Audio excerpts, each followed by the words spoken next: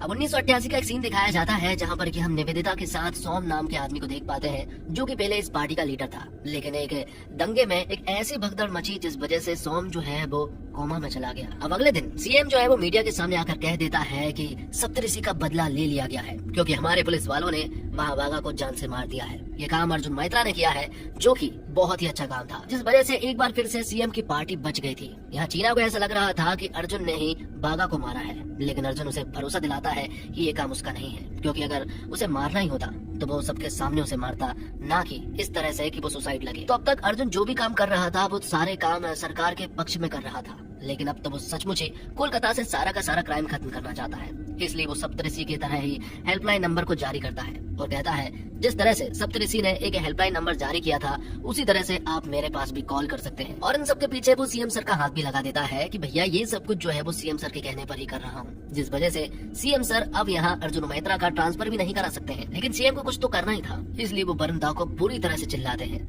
थोड़ी देर के बाद वरुण दा सीएम को एक कमरे में ले जाते हैं और वहाँ जाकर वो सीएम को एक जोरदार चाटा लगाते हैं, जिससे कि हमें मालूम चलता है कि राज्य का सीएम भले ही कोई भी हो लेकिन सारी पावर जो है वो वरुण दा के पास है। तो अब सागर दा और रंजीत दा भी सभी के सामने आ चुके थे क्योंकि सभी को मालूम चल गया था कि बागा ने ही सप्तऋषि को मारा था और अब वो भी मारा जा चुका है। लेकिन अब रंजीत दा और सागर दा उन्हीं के नक्शे कदम पर चलने लगे थे। वो कहने लगे थे कि बागा ने जो भी काम अधूरे छोड़े हैं आज से वो उन्हें पूरे करेंगे। अब अर्जुन सर रंजीत और सागर को पुलिस स्टेशन बुलाते हैं। वो उनसे कहते हैं कि मुझे मालूम है कि कौन क्या है और कौन क्या नहीं है, लेकिन रंजीत यहाँ पर अर्जुन सर से ठीक से बात नहीं कर रहा था, जिस वजह से वो रंजीत को तो मुर्गा बनाता ही है, साथ ही साथ सागर को भी बना देता है, जो देखकर दोनों को बहुत ही ज्यादा गुस्सा आया था। उन्हें तो इस कदर गुस्सा आ रही थी कि वो तो अर्जुन मैत्रा को भी अब मारना चाहते हैं, लेकिन उन्हें मारना इतना आसान नहीं है। उन्हें मारने के लिए उन्हें बहुत सारी पावर चाहिए। इसलिए सागर जो है वो वरुण दा के पास जाता है। वो उनसे कहता है कि मुझे टिकट चाहिए और आपका सपोर्ट भी है जैसा कि आपने कहा था। लेकिन यहाँ पर वरुण दा जो है वो पलट जाते हैं और वो कहते हैं कि ये सब कुछ इतनी जल्दी नहीं होता है, इसमें थोड़ा टाइम लगता है,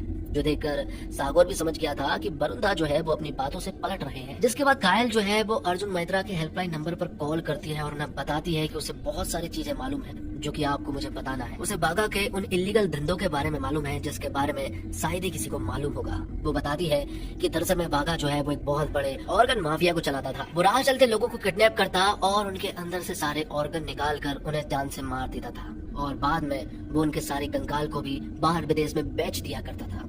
ये बात जब अर्जुन मैत्रा को मालूम चली तो वो तुरंत ही उस फैक्ट्री में रेड डालने के लिए पहुंच गया। वहाँ बहुत सारे लोग थे और उन सभी के हाथ में गन भी थी, लेकिन अर्जुन मैत्रा के पास भी एक बहुत बड़ी टीम थी। वो इन सभी लोगों का सामना करते हैं और इन सभी लोगों को ही उन लोगों ने जान से मार दिया था। अर्जुन सर को यहाँ पर वो बहुत सारे कंकाल भी मिल जाते हैं जो कि आज ही विदेश जाने वाले थे।